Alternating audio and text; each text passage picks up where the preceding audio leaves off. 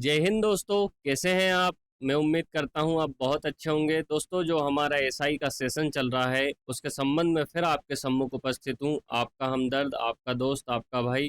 दोस्तों, जो आज का हमारा टॉपिक क्या है, मौलिक कर्तव्य। दोस्तों, ये ओशो का कथन है कि जीवन को ऐसे जियो जैसे तुम अभिनय कर रहे हो और अभिनय ऐसे करो जैसे तुम जीवन जी रहे हो। इसके माध्यम से दोस्तों वो कहना चाहते हैं कि जो हम जीवन में आते हैं हर क्षण हर पल में क्या करते हैं, एक प्रकार से हम अभिनय ही करते हैं। और कोई भी अभिनय तभी अच्छा अभिनय कहलाता है जब उसमें जीवन का पुट दे दिया जाता है। इसी के संबंध में दोस्तों, जो आनंद मूवी का एक डायलॉग भी है उसमें कहा गया है कि बाबू मोशाय, हम सब रंगमंच की कठपुतलियां हैं जिसकी डोर ऊपर वाले के हाथ में है। ठीक है दोस्तों, तो मैं उम्मीद करता हूं कि आप इस बात का मर्म समझेंगे और इसे अपने जीवन में शामिल करने का प्रयास करेंगे। दोस्तों, अब हम देखते हैं आज का हमारा टॉपिक क्या है।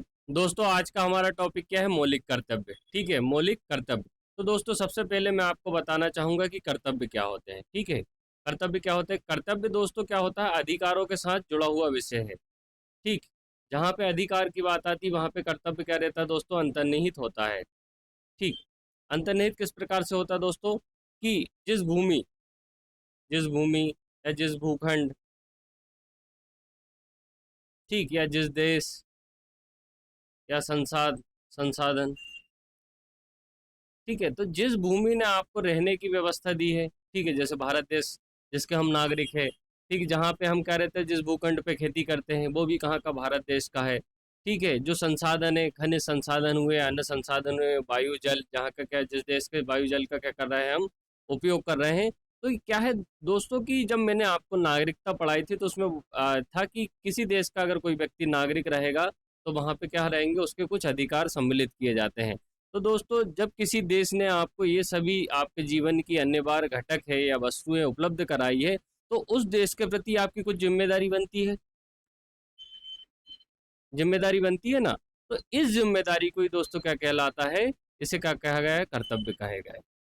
ठीक है, कि जिस देश ने आपको रहने के लिए आश्रय दिया है, खाने के लिए मतलब खाने के लिए खाद्यान्न दिया है, या फिर घूमने के लिए पूरा क्षेत्र दिया है, स्वच्छ जलवायु दी है, पानी दी है, सभी चीजें क्या होती है कि जीवन के विकास के लिए जो अनिवार्य घटक होते हैं, जिस देश द्वारा प्रदान किए जाते हैं, क्या उसके प्रति हमारी जिम्मेदारी क्या नहीं होती। यही जिम्मेदारी दोस्तों क्या कहलाती है, कर्तव्य है। और इसी बात को उल्लेखित करने के लिए भारतीय संविधान में कर्तव्य को क्या एक विषय के रूप में शामिल किया गया। अब मैं आपको बतलाता हूँ कि जब संविधान हमारा बना था, ठीक, संविधान बना था जब कर्तव्य नहीं थे। ठीक, कर्तव्य नहीं थे। कर्तव्य कब जोड़े गए, 42वें संविधान संशोधन 1976 के तहत। 42वें संविधान संशोधन 1976 के तहत, अधिनियम के तहत भारतीय संविधान में मौलिक के कर्तव्य को, ठीक है, 51 का या संविधान के भाग 4 का के तहत इन्हें शामिल किया गया। क्या हो रहा था दोस्तों, कि जब भारत आज़ाद हुआ था, ठीक है, आज़ाद से लेके 1976 तक, 1947 से लेकर 1976 तक, हम देख रहे हैं कि हर व्यक्ति है, कोई भी व्यक्ति है देश का, किसी भी वर्ग का, किसी समुदाय का, वो क्या हो रहा था कि अपने अधिकारों के लिए अधिकारों के लिए सरकार के पास जाता है कि हमारा ये अधिकार है, हमारा ये अधिकार है, हमारा ये अधिकार है। ठीक है, तो सरकार ने इस बात को समझा कि लोग जो हैं अपने अधिकारों पे ज्यादा दावा कर रहा है। अधिकारों के साथ साथ क्या होना चाहिए, कर्तव्य को भी शामिल होना चाहिए, जब क्या रहेगा, पूर्णतः नागरिक की जिम्मेदारी होती है। ठीक है, तो 47 से 76 तक जो हमारी देश की सभी जनसंख्या है, हम सब क्या कर रहे थे, अधिकारों पे ज़्यादा जोर दे रहे थे। तो अधिकारों के साथ देखते हैं दोस्तों कि हम कर्तव्य भी जुड़ा है। तो कर्तव्य का भी संविधान में कहीं उल्लेख होना चाहिए था कि नहीं होना चाहिए था। तो इसीलिए क्या हो गया था कि जब मूल संविधान बना था तो उसमें कर्तव्य नहीं थे। तो 1976 आते तक हमने इस बात की जो महत्ता महसूस करी कि भारतीय संविधान में भी क्या होना चाहिए, कर्तव्यों का एक स्पष्ट प्रावधान होना चाहिए, जिससे कि जो नागरिक है अपने अधिकारों के लिए बात करे, वो क्या कर्तव्यों के प्रति भी सजग रहे। इसलिए दोस्तों क्या हुआ कि 1976 में 42वें संविधान संशोधन द्वारा इसको जोड़ा गया है। ठीक है, ये पूर्व में जो सोवियत संघ था, United state of socialist Republic के संविधान से प्रेरित है।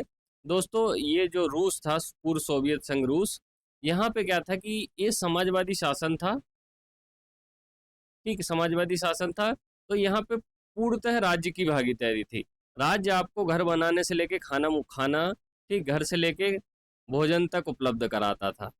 ठीक, मतलब आपको एक भी चीज के लिए वंचित नहीं रहने देता, और समाज में समानता भी बना के रखता। तो इससे क्या हुआ था कि उन्होंने देखा कि हम इतनी चीजें हमारे देश के नागरिकों को दे रहे हैं, तो इनको क्या होने चाहिए, इनके कुछ कर्तव्य होने चाहिए। ठीक, ये इतनी चीजें भोजन, घर, कपड़ा, मकान सब कुछ अगर दे रहे हैं, ये अधिकार इनको प्रदान कर रहे हैं, तो इनके देश के प्रति कर्तव्य होने चाहिए। तो सबसे पहले कहाँ जोड़ा गया था, जो सोवियत संघ के संविधान में कर्तव्य को शामिल किया गया था। तो वहां से प्रेरित होकर दोस्तों हमने क्या करा था, जो मौलिक कर्तव्य का प्रावधान हमारे संविधान के भाग 4 का या अनुच्छेद 51 का में जोड़ा। मूल संविधान में मौलिक अधिकार और राज्य के नीति निर्देशक सिद्धांत शामिल थे। ठीक है, मौलिक अधिकार के बारे में दोस्तों पढ़ चुके हैं, पिछले जो टॉपिक में नीति निर्देशक सिद्धांतों के बारे में पढ़ चुके हैं। जब 1976 में दोस्तों मैं आपको बताता हूँ, ठीक है, जब मौलिक कर्तव्य जोड़े गए तो कुल 10 कर्तव्य थे। कितने थे? 10। ये पूछा जाता है दोस्तों कि जब 42वें संविधान संशोधन द्वारा मौलिक कर्तव्यों को शामिल किया गया, तो कितने कर्तव्य थे? 10 कर्तव्य थे। कितने थे? 10। फिर क्या हुआ? वर्तमान में कितने हैं? वर्तमान में 11 है। तो जो एक कब जोड़ा गया? एक जोड़ा गया दोस्तों 86वें संविधान संशोधन, ठीक, 86वें संविधान संशोधन अधिनियम के तहत, ठीक है, जोड़ा गया। जो 6 से 14 वर्ष के जो बच्चे हैं उनके लिए अनिवार्य शिक्षा का जो प्रावधान है, वो कब जोड़ा गया है? 86वें संविधान संशोधन 2002 के तहत। ठीक है दोस्तों, तो मूल संविधान में कितने कर्तव्य थे? 10 थे। 11वां कब जुड़ा है? 2002 में। और ये मौलिक कर्तव्य कहाँ से लिए गए हैं? रूस से लिए गए हैं, और इन्हें 42वें संविधान 76 के तहत सम्मिलित किया गया है। और ये कर्तव्य क्या है? अधिकारों के साथ अभिन्न रूप से जुड़ा हुआ क्या है? एक विषय है। अब बात आती है दोस्तों कि ये मौलिक कर्तव्य 76 में जोड़े गए तो किस समिति ने इसकी सिफारिश की थी? तो दोस्तों सरदार स्वर्ण सिंह समिति का गठन हुआ था 1976 में। ठीक है, कांग्रेस पार्टी की तत्कालीन सरकार थी, जो आपातकाल लागू हुआ था दोस्तों, ठीक है, के दौरान मौलिक कर्तव्यों की सिफारिश करने के लिए गठित की गई थी कि कौन कौन से मौलिक कर्तव्य होने चाहिए। तो दोस्तों आपसे एग्जाम में पूछा जाएगा कि किस समिति की सिफारिश पर मौलिक कर्तव्यों का जो प्रावधान जोड़ा गया, तो कौन सी समिति है दोस्तों? सरदार स्वर्ण सिंह समिति। कब गठित की गई? 1976 में। तत्कालीन सरकार कौन सी थी? कांग्रेस पार्टी की सरकार थी। ठीक है, फिर जिन्होंने क्या बात की थी कि 8 कर्तव्यों की सिफारिश की थी, लेकिन 42वें संविधान संशोधन अधिनियम द्वारा 10 कर्तव्य। तो ये भी पूछा जाता है कि जो सरदार स्वर्ण सिंह समिति थी, इसने कितने कर्तव्य शामिल करने की बात की थी? 8 कर्तव्यों की, लेकिन जोड़े कितने गए थे? 10 कर्तव्य जोड़े गए थे। और इनकी जो कौन कौन सी जो सिफारिशें थी, वो क्या की गई? सिफारिशों को क्या किया? नहीं माना गया। वो कौन सी थे? कि कर्तव्यों का पालन न करने पर दंड। ठीक है, कि जो हमारे जो 11 कर्तव्य है कि आप संविधान का पालन करें, राष्ट्र के ध्वज, राष्ट्रीय गान का आदर करें, तो अगर इनका कोई आदर नहीं करता तो क्या होना चाहिए? दंड दिया जाना चाहिए। ठीक वैसे ही जैसे कानून के उल्लंघन पर क्या होता है? दंड दिया जाता है। ठीक है, तो ये सिफारिश भी इनने कही थी कि जो कर्तव्यों के पालन को एक प्रकार से क्या करे? बाध्यकारी बना दिया जाना चाहिए, परंतु इसे स्वैच्छिक रखा सरकार ने। ये नहीं शामिल किया गया। करों के भुगतान करना भी कर्तव्य होना चाहिए, कि जो हमारा टैक्स देते हैं हम, हमारी कमाई का जो हिस्सा सरकार के लिए, देश को संचालित करने के लिए, वो भी क्या होना चाहिए? कंपलसरी होना चाहिए। तो इसे भी क्या करेगा? शामिल नहीं किया, इसकी भी सिफारिश की थी। फिर कर्तव्यों को लागू करने वाले कानूनों को न्यायिक समीक्षा से सुरक्षित रखा जाना चाहिए, कि जो कर्तव्यों को लागू करने वाले जो कानून रहेंगे, उसमें कानून समीक्षा का प्रावधान भी शामिल होना चाहिए। दोस्तों ये इंदिरा गांधी सरकार थी 1976 75 76 में।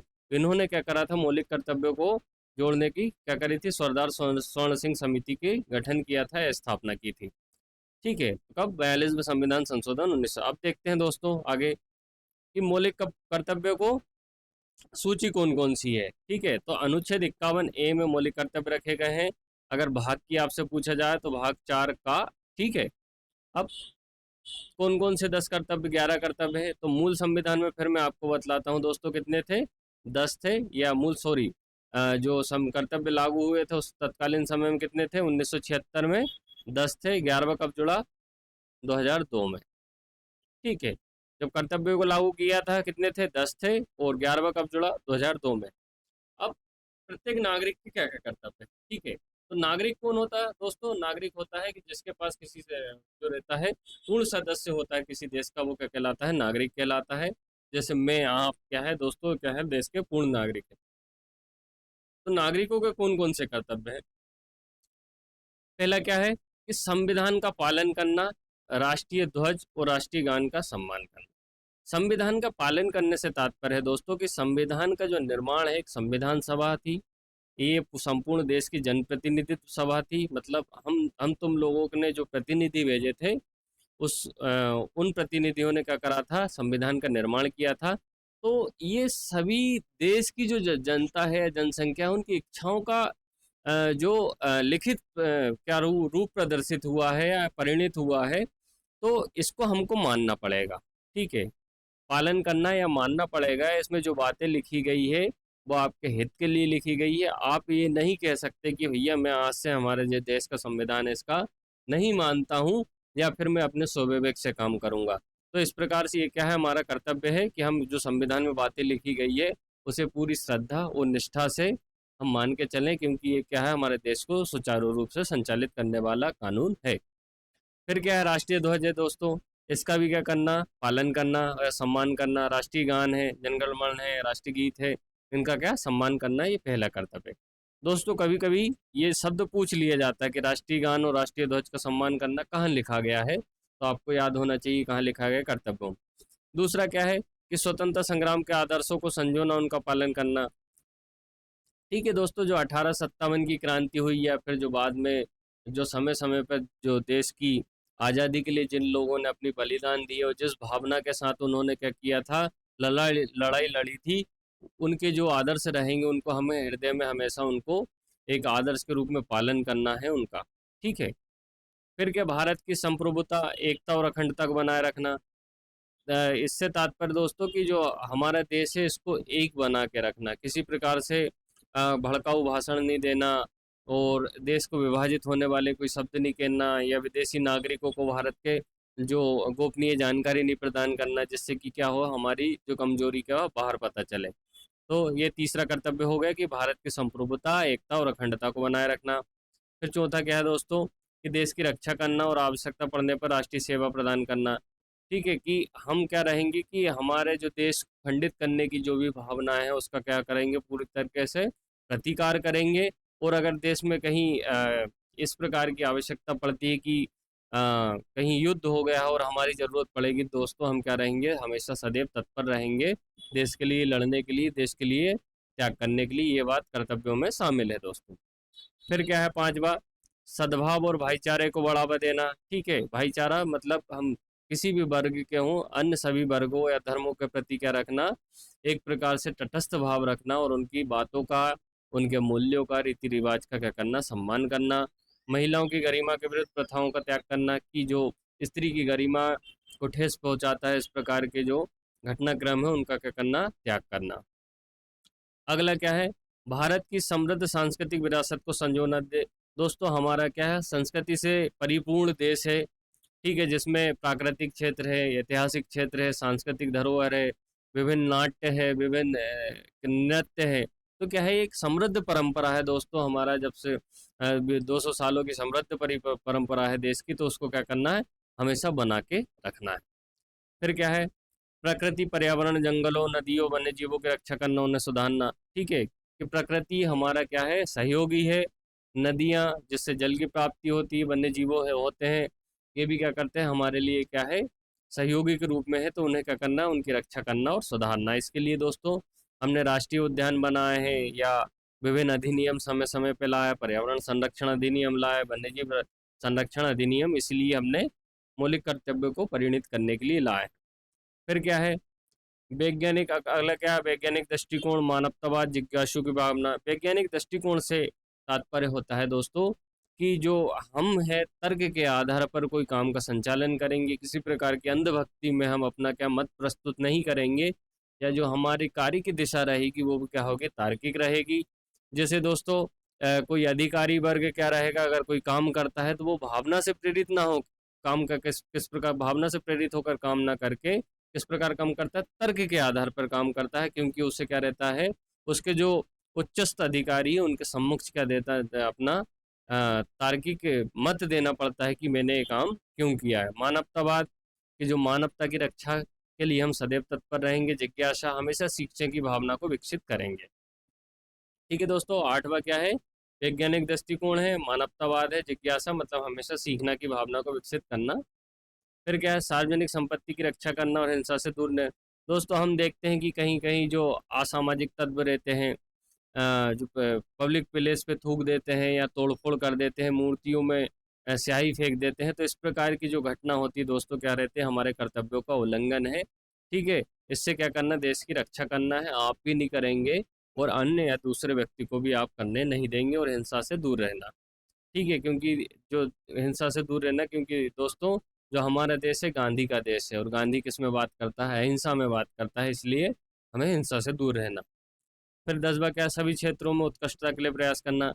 दोस्तों अगर कोई भी आप काम करते हैं तो उसमें सर्वोच्चतम स्थान हासिल करने की भावना आप में होनी चाहिए। ये बात मौलिक कर्तव्यों में लिखी गई है। चाहे आप पढ़ रहे हो, चाहे आप पढ़ा रहे हो, या कोई व्यक्ति अपनी नौकरी कर रहा है, तो उसमें भी क्या पूर्णतः कर्तव्य भाव स्पष्ट रूप से क्या होना चाहिए? झलकना चाहिए।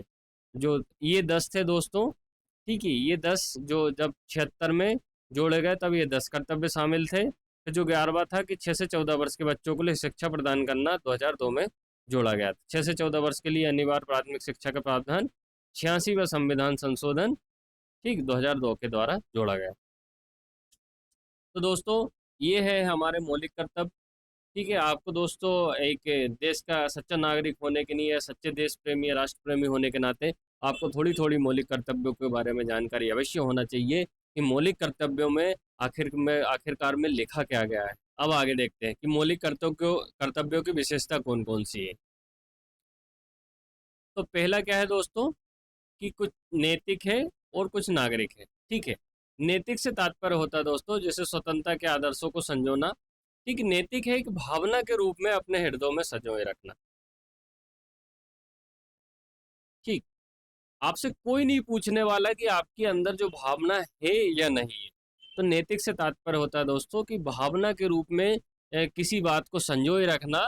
ठीक है, वो क्या कहलाता है? नैतिक होता है। नागरिक होते हैं, नागरिक होता है दोस्तों कि संविधान का सम्मान करना है, ये बात आपको माननी पड़ेगी। इस प्रकार ये जो नैतिक को हम दोस्तों अमूर्त रूप कह सकते हैं। ठीक, मौलिक कर्तव्यों का अमूर्त रूप कह सकते हैं, और जो नागरिक है मौलिक कर्तव्यों का क्या है? मूर्त रूप है, क्योंकि देश को आपकी जरूरत पड़ेगी दोस्तों, तो क्या रहेगा? आपको लड़ाने के लिए जाना पड़ेगा। तो क्या हुआ? आपको मूर्त या प्रत्यक्ष रूप से क्या होना? उपस्थित होना पड़ेगा। तो नैतिक में स्वतंत्रता के लिए आदर्शों को संजोना नैतिक रूप से दिख रहा है, और नागरिक क्या है? संविधान का हम क्या क्या सम्मान करना पड़ेगा। फिर दूसरा क्या है? भारतीय परंपरा से जुड़े, भारतीय संस्कृति, धर्म और प्रथाओं से। ये दोस्तों हमारे देश के क्या है? विभिन्न जो नृत्य है, ये क्या है? हमारी संस्कृति का है, हिस्सा है। तो भारतीय परंपरा से जुड़े हैं कि संस्कृति की बात है, धर्म की बात है, और हमारी प्रथाओं की बात की गई। फिर तीसरा ही कि केवल नागरिकों पर लागू होते हैं। मौलिक अधिकारों के विपरीत कर्तव्य केवल विदेशियों पर लागू नहीं होते। ठीक है, जो मौलिक अधिकार क्या होते हैं दोस्तों, जब मैंने आपको पढ़ाया था, तो मौलिक अधिकार क्या रहते हैं? कुछ जो हमारे नागरिकों को प्राप्त होते हैं, ठीक, कुछ विदेशियों को भी प्राप्त होते हैं। लेकिन जब मौलिक कर्तव्य की बात आती है तो क्या दोस्तों, ये केवल क्या रहते हैं? केवल नागरिकों के लिए है, ना कि विदेशियों के लिए। ठीक है, फिर क्या है? गैर न्यायिक, ये विदेशी दोस्तों जॉनी डीप जो पायरेट्स ऑफ कैरिबियन के हैं, तो ये अगर भारत आते हैं तो इन पे क्या मौलिक कर्तव्य लागू होंगे? बिल्कुल नहीं होंगे। फिर क्या है अगला? गैर न्यायिक, अदालतों द्वारा लागू नहीं किए जा सकते, लेकिन संसद में दंड का प्रावधान कर सकती है। ठीक है दोस्तों, कि अगर कोई मौलिक कर्तव्य का मतलब अपने पालन नहीं कर रहा है, तो हम कोर्ट नहीं जा सकते कि ये व्यक्ति अब क्या हम अपने मौलिक कर्तव्यों का पालन नहीं कर मौलिक कर्तव्यों का पालन नहीं कर रहा। लेकिन अगर आप झंडे का, हमारे देश के झंडे का अपमान करेंगे, या उसे जलाने का प्रयास करेंगे, या सार्वजनिक रूप से उसकी क्या करेंगे? अ, दूषित करेंगे, तो क्या होगा दोस्तों? आपको सजा दी जा सकती है, ये बात लिखिए। संसद दंड का प्रावधान कर सकती है। ठीक है, अब कर्तव्यों की आलोचना क्यों की जाती है? ठीक है, कि भाई जो हमने कर्तव्य 1976 में जोड़े थे, इनकी आलोचना के कौन कौन से बिंदु? देखा जाए तो दोस्तों कर्तव्य बहुत अच्छी चीज होती है। कि क्या होता है? किसी देश के हम नागरिक है, तो उसके जो कुछ कर्तव्य है वो भी हम क्या नागरिक होने के नाते पालन करना चाहिए। लेकिन फिर भी क्यों आलोचना की जा रही है, इस बात को देखते हैं।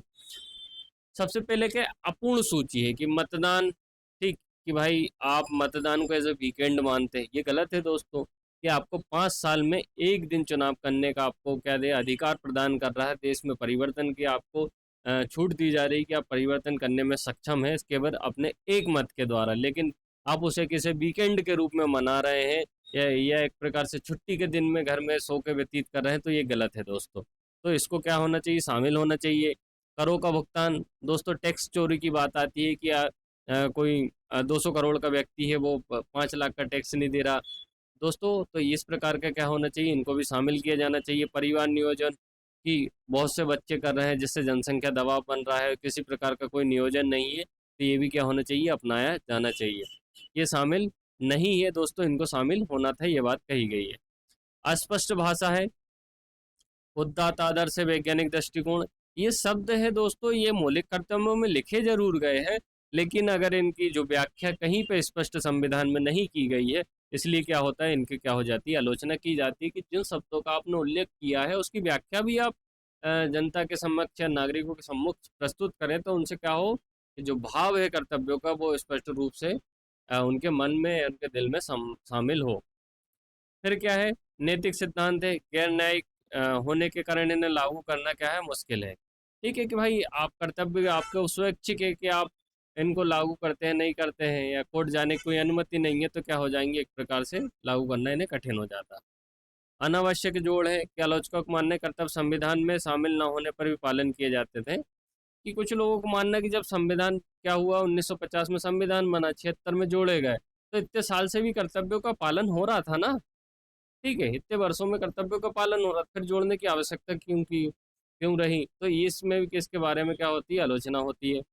फिर सब भाग 4 के अंत में जोड़े जाने इसका महत्व कम हो गया कि भाई जब आप अधिकारों के साथ कर्तव्यों को भी बराबर महत्व दे रहे हैं, तो इनको अधिकारों के साथ जोड़ा जाना चाहिए ना। ठीक, अधिकार कहाँ दिए, भाग 3 में, 3 के साथ या 3A में जोड़ा जाना था, 4A में नीति निर्देशक तत्वों के साथ में क्यों जोड़ा गया, इसलिए इसकी क्या होती है दोस्तों, आलोचना का एक बिंदु है। अब आगे देखते हैं, ये दोस्तों चुनाव का जो पर्व है, इसको हमको क्या रहना चाहिए, हमारा वोट देना चाहिए। मौलिक कर्तव्यों का क्या महत्व है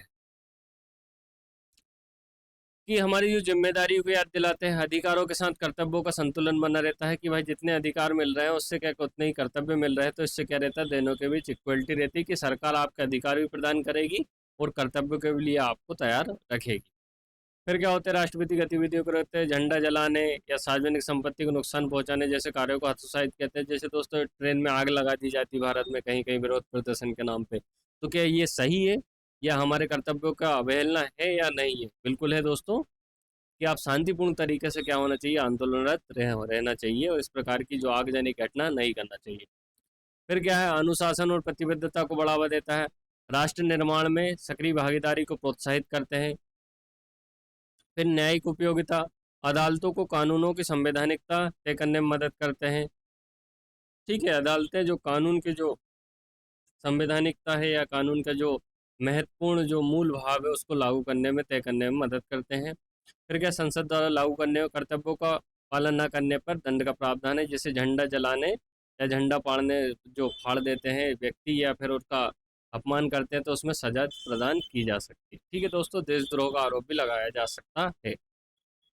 अब बर्मा समिति के निष्कर्ष क्या थे दोस्तों, ये कर्तव्य संबंधित बर्मा समिति गठित की गई थी 1999 में। उन्होंने क्या कर्तव्यों के संबंध में क्या क्या बात कही गई है वो देखते हैं दोस्तों।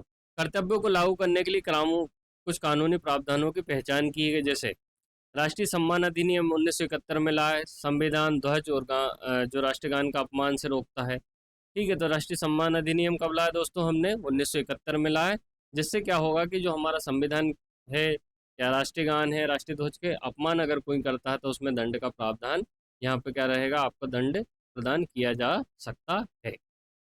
फिर आपराधिक कानून, धर्म जाति के आधार पर दुश्मनी फैलाने पर सजा है। ठीक है, 1989 के जो एक्ट है SC ST एक्ट, इसमें भी जाति के आधार पर कोई क्या करता है, भेदभाव करता है, तो क्या दंड प्रदान किया जाएगा, क्योंकि हमारे जो मौलिक कर्तव्यों में भाईचारे की भावना और बंधुता बढ़ाने की बात कही गई। फिर क्या है, तीसरा नागरिक अधिकार संरक्षण अधिनियम 1955, जाति और धर्म से जुड़े अपराधों के लिए सजा कि यहीं पे वही बात की गई कि अगर कोई व्यक्ति धार्मिक आधार या जातीय आधार पर भेदभाव करता है, भेदभाव अस्पृश्यता फैलाने का प्रयास करता है, तो उसे सजा प्रदान की जाएगी। भारतीय दंड संहिता है दोस्तों 1900, आईपीसी राष्ट्रीय एकता के विरुद्ध दंडनीय घोषित करती है।